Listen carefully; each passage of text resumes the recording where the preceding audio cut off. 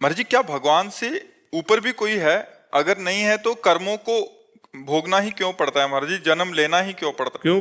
कानून जो बना हुआ है उन्हीं के द्वारा बनाया हुआ है। अगर आप उस कानून में गलत हो तो आप पिटोगे कि नहीं पिटोगे, फंसोगे कि नहीं फंसोगे, जेल जाओगे कि नहीं जाओगे? कर्म तो भगवान की मर्जी से ही होता है, नहीं हमारी मर्जी। नहीं, हाँ तुम्हारी मर्जी से। भगवान ने आके कहा था तुमसे शराब पियो, भगवान ने तुमसे कहा था मुर्गा खाओ। भगवान ने हमें पैदा ही क्यों करा? क्यों?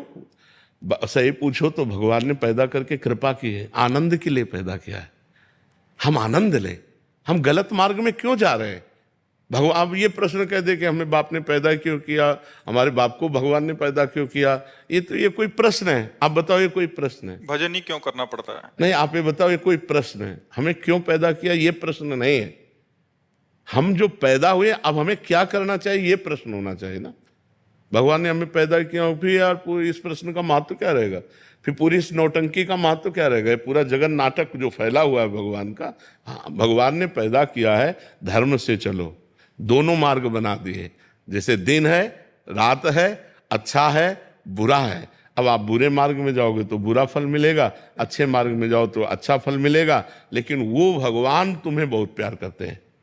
तुमने कोई ऐसा कर्म नहीं किया था कि तुम्हें सुअर कुत्ता ना बना करके मनुष्य बनाया, ये उनकी कृपा है। अब हम उनकी कृपा का दुरुपयोग करके गंदे आचरण करेंगे तो फिर हमारे दुष्परिणाम तो आएगा ही आएगा, नहीं आएगा? और सही पूछो तो भगवान ने तुम्हें पैदा नहीं किया, भगवान खुद तुम बने हैं। तुम कौन हो? भगवान का अंश हो ना, लेकिन उसको तो नहीं जानते ना।